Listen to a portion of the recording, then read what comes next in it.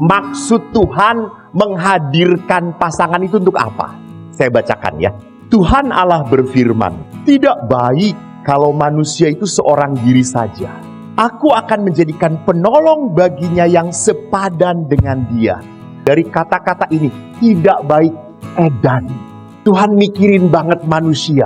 Tuhan itu mikirin, kasihannya dia sendirian. Maka Tuhan berkata, tidak baik, dia sendirian aja. Aku akan berikan penolong. Maka Tuhan membentuk dari tanah segala binatang hutan, burung di udara, dibawa semuanya kepada manusia untuk melihat bagaimana ia menamainya. Dan seperti nama yang diberikan manusia itu kepada tiap-tiap makhluk hidup, demikian nanti nama makhluk itu. Manusia itu memberi nama kepada segala ternak, burung di udara, segala binatang hutan.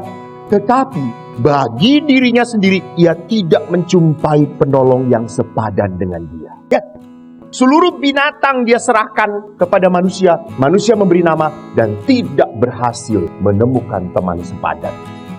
Lihat, sejak perjanjian lama. Padahal Allah sejak semula memperlihatkan bahwa Adam tidak bisa menemukan penolong yang sepadan. Lalu bagaimana? Lalu Tuhan Allah membuat manusia itu tidur nyenyak. Ketika ia tidur, Tuhan Allah mengambil salah satu rusuk daripadanya, lalu menutup tempat itu dengan daging. Dari rusuk itu diambil Tuhan Allah dari manusia itu, dibangunnyalah seorang perempuan, lalu dibawanya kepada manusia itu. Ya, dibawa, dipersembahkan.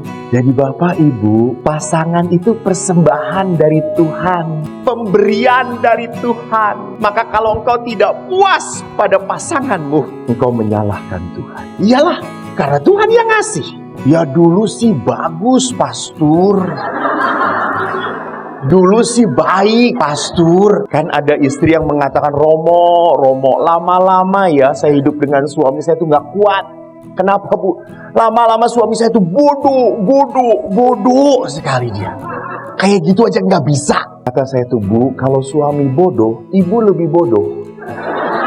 Kenapa Romo? Ya tahu bodoh kok dikawinin.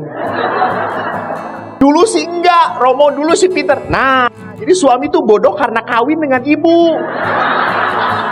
Lalu berkatalah manusia itu, lihat, inilah dia tulang dari tulangku, daging dari dagingku. Ia akan dinamai perempuan sebab ia diambil dari laki-laki.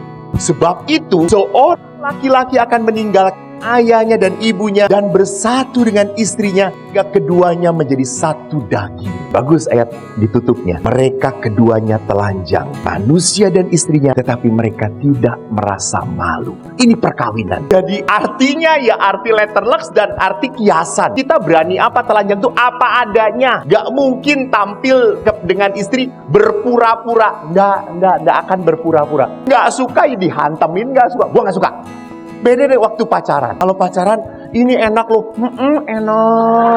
Enak banget. Saya ingat adik saya itu pacaran dengan orang Manado. Dan akhirnya menikah sekarang. Waktu pacaran saya pernah ngintip. Kakak yang baik. Lihat calon adik-adikku, baik atau tidak. Adik saya itu orang Jawa tidak suka yang namanya pedes. Paling sedikit lah. Orang Manado kan beda. Kalau dengan pedes, gila banget toh. Lalu dia beli bakso. Si pacar itu, bakso itu kalau nggak pedes nggak enak. Lalu adiknya, nggak enak. Ya betul. Kamu suka pedes? Iya suka pedes. Saya juga suka pedes. Pulang pacaran mencret dia. Jadi lihat, di dalam jatuh cinta orang bisa tergila-gila. Kenapa? Karena dia sedang jatuh cinta. Maka dia rela meninggalkan ayah ibunya. Untuk apa? Membangun persatuan.